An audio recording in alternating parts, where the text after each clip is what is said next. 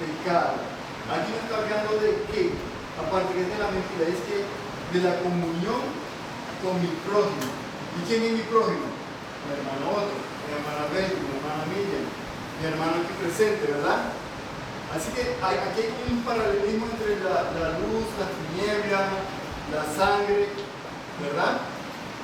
Si yo amo a mi hermano, mi actitud hacia la hermana Betty debería ser una actitud de ¿qué? De preocupación, no solamente un saludo. Porque nosotros venimos, ¿verdad?, a la iglesia y nos saludamos cordialmente todos los sábados, los miércoles, los domingos, ¿verdad? Pero la verdadera comunión con nuestros hermanos debería ser la que alcanzaron los discípulos en el aposento alto.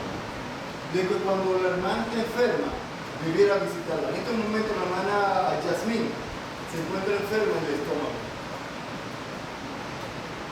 Debiéramos tomar una iniciativa e irla a visitar, ¿verdad? Porque si nosotros decimos que amamos a nuestros hermanos, tenemos que visitarla, preocuparnos, o mejor dicho, preocuparnos no, porque la preocupación no existe.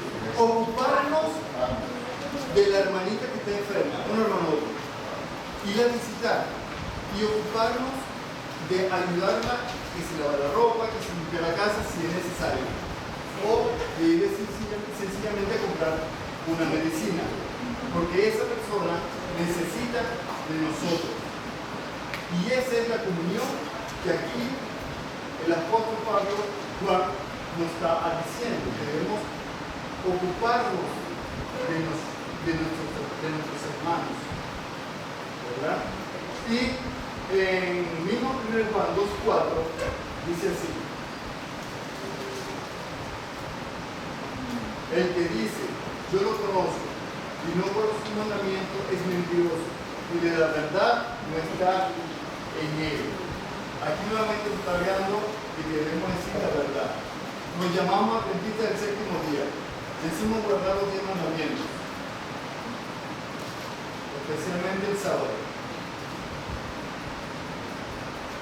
Y la reforma por salud, ¿dónde queda? Si Dios dice guardar mi mandamiento, guardamos el sábado, no matamos, no mentimos, comemos bonito, ¿verdad? El hermano te dice ni guardamos el sábado. Habría que traer un programa sobre eso pronto, hermano. ¿Cómo guardar un sábado? ¿Qué debemos hacer un sábado? ¿Habrá que predicar? ¿Descansar? ¿Qué debemos hacer un sábado? Por eso seguirá ya un tema más adelante. Pero lo importante es que debemos ¿qué? Cumplir los mandamientos del Señor. Si nosotros decimos, Dios, si el Señor nos dice, guardar mis mandamientos, no solamente se refiere a los 10 del Éxodo, sino también del Nuevo Testamento. Dice que amarás a tu prójimo como a ti mismo. Y también dice que nuestro cuerpo es templo del Espíritu Santo. Y si lo destruimos, igualmente estamos siendo mentirosos. Porque nosotros decimos, sí Señor, yo guardo tus mandamientos, leo la Biblia, pero destruyo tu cuerpo. ¿A dónde estamos quedando? En ningún lado, ¿verdad? Entonces, ¿qué es lo que quiere el Señor en esta noche de nosotros? ¿Qué es lo que Él quiere, hermana Beatriz? Que nos despojemos de los trapos andrajosos, ¿verdad? Definitivamente que nos despojemos, que eliminemos esta vestidura, que lo arranquemos definitivamente, ¿verdad? Porque esta ropa ya no sirve. Él quiere que nuestras vestimentas de hoy en adelante sean ¿qué?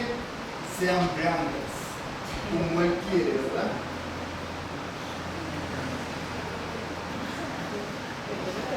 Así lo quiere mejor el Señor. Blanquito, ¿verdad? Puros. Porque dice que en el cielo no entraré. Exactamente. Sin manchas. Sin... Exactamente. El Señor quiere purificarnos en esta noche. Él quiere bendecirnos, pero todo depende de nosotros. Debemos dejar que el Espíritu Santo nos blanquee. Jesús dice, estoy a la puerta y llamo. Si alguno oye mi voz, abrirá la puerta.